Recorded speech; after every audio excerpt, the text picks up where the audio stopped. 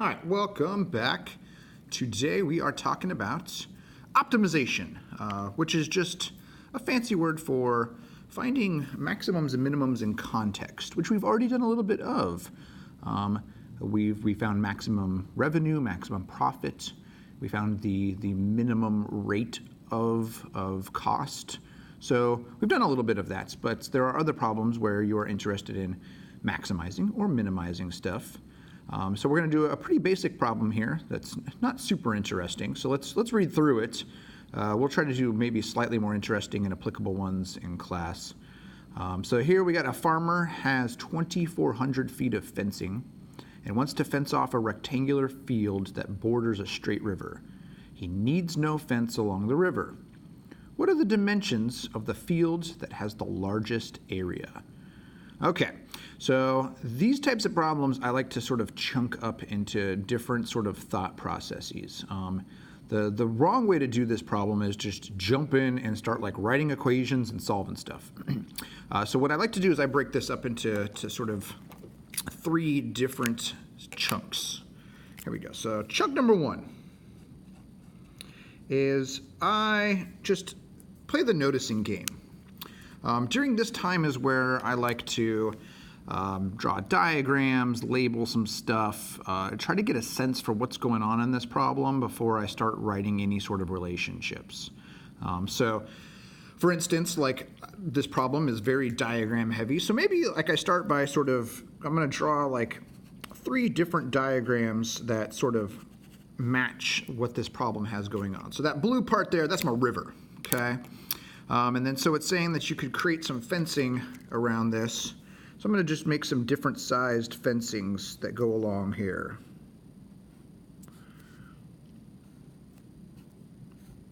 Something like that. So like all of these are rectangular, and maybe if you added up all the lengths, they all add up to the same thing. Maybe not. I'm not being very accurate here. But like if I went something along the lines of like, I don't know, this is 50 and that's 50. Well, it has to add up to 2,400, so I took away 100, so that would mean the long side here would be 2,300. Of course, you could go like, I don't know, 500 and 500, and then that would get us 1,400, since that's 1,000 right there. It could also be like 1,000 and 1,000, which would make this just 400 right here. So like that's three different examples that all fit this, and maybe one of these is the one that has the largest area, but I don't think I've guessed it correctly. So at this point, I might go, all right, let's draw like the more generic diagram. So generic diagram, here we go. So there's my river, and I'm just going to draw some rectangular sort of piece here. And if I think about how I sort of drew these, I first labeled like these sides here, and that helped me come up with the third side. So I might do the same thing here. What if I call this X? And that one's X. Okay, well then that would mean that this length here would have to be 2,400 minus those X's. So 2,400 minus 2X. Cool. Some other things I might try to notice during this time is like, it can X, like are there bounds on X? Is there like some smallest and largest X value that it can be? And I think in this problem we definitely can come up with some bounds here. So the domain of X, that would be, well, the smallest you can make it is 0. So I could just put 2,400 feet of fence just lined up along the river. That is a dumb pen to have. We definitely don't want that as our field, but you could do it. Same, like I could just make these two sides is like super big and just leave this as being nothing. So like just folding the fence in on itself like this, and then you don't have, again, any area. So if I did that, well, each of the sides would be 1,200 feet in length if I did that maneuver. Again, these are the bounds, these are the extremes that like aren't good ideas. But the good news is since I've closed off the interval here, I can use the skills from the worksheet after the test where you're finding absolute maxes and mins in order to find these values here. So that's a good thing. Like having a closed interval makes it a little bit easier for you to find the maximums and minimums here. Okay, there might be other things you want to notice as you go along here, but I think I'm done. I mean, here's the thing. Maybe you're never done with noticing. If you think you're done with noticing and then you move on and then you get stuck, it's always a good idea to return back to the notice phase to see what sorts of things you didn't notice the first time around. So maybe I have to come back, maybe not. We'll see. All right, phase 2. Links. So this comes from the metaphor of forging the chain. So if you sort of view a problem as like a link of sort of ideas and concepts, then sort of forging your links to eventually forge your chain is the next step. So what are links? Links are often things that are like equations or definitions, relationships that you think are important to get you moving forward. So that's what we're going to do next. So the first thing I notice is that I want to think about the area of a rectangle. Area of a rectangle is just base times height. That's always the case. Okay. And maybe also I wanted to think about perimeter. I already sort of did that when I thought about this thing here. Like maybe you in your first go at this might have just called that like y.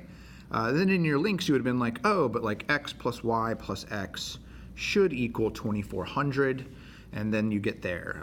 So sometimes these intermesh. I think this is really the only link I need, the link base times height, because that just means that the area in terms of x of my problem here is going to be that it's x times 2400 minus 2x, which is 2400x minus 2x squared.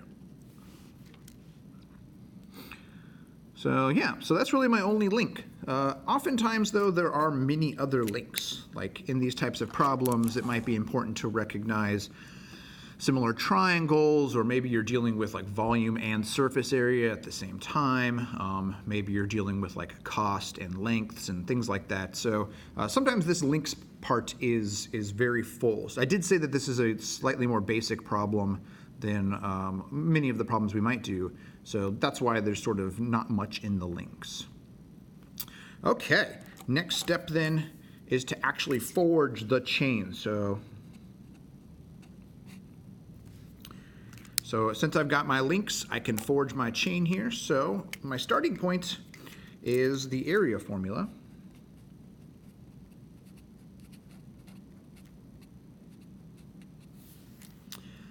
And we're interested in finding the maximum. So we'll do that the same way we've always done it, which is first we'll find the derivative of this.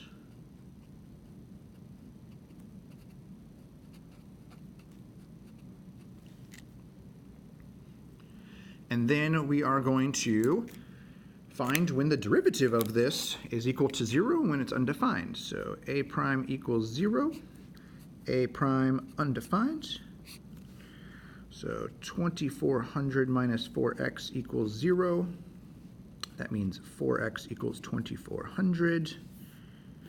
So x is 600. Oh, I lost you. I lost you on the page.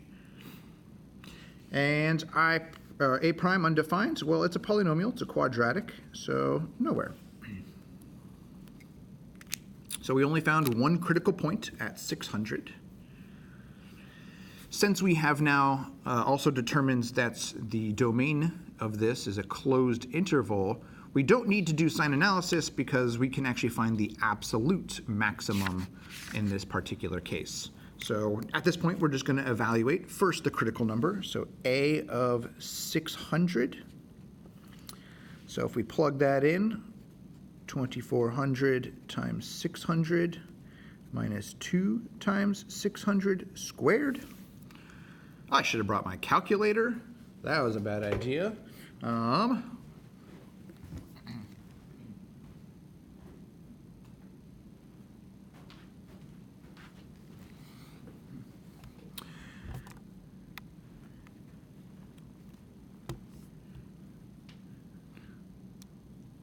I'm going to grab my calculator to find this, because that's not something I want to do in my head. So 2400 times 600 minus 2 times 600 squared.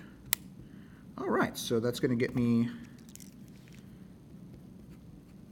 720,000. Okay. And then now we will evaluate at the endpoints. So 0 is the left endpoint. So 2400 times 0 minus 2 times 0 squared. That one's pretty obvious. It's just going to be 0. And then the upper bound, the right endpoint of our interval was 1200. So 2400 times 1200 minus 2 times 1200 squared. Okay. And so that one, you might be able to see like, oh, this is 2 times 1200 times 1200. This is 2 times 1200 times 1200, so you get 0. You could also plug it into your calculator. All right, so let's now answer the question that was being asked. So the original question being asked is, what are the dimensions of the field that has the largest area? So if we come back to here, the largest area can be achieved using a 600 feet by, and now I have to come back up to here to think about this. Where was I at? Boom, here. If I plug in 600 here, that means 1200, so boom. By 1200 feet of fencing. And there you have it. That is the answer that I'd like to provide. All right, so that is an optimization problem. So let me just re-go through this. So start by noticing. Noticing involves diagrams. Sometimes individual specific diagrams help you come up with the generic one. But ultimately you would like to come up with a generic one with some labels. In this phase, it's also maybe important to think about the limitations for your labels. So does it not make sense to use negatives? Does it not make sense to use something above a certain value? Then move on to writing equations and relationships, and then use that equation to find the maxes and mins. If you are on a closed interval like we were, then you can just do this piece here, which is just like plug in critical points, plug in endpoints, and then choose the biggest one or smallest one if you're looking for a minimum. If we don't have a closed interval, then we have to try to find local maxes and mins. So we will be doing some more fancier versions of this in class. So come prepared, ready to ask questions and work through these. Please take the survey, and we will see you next class.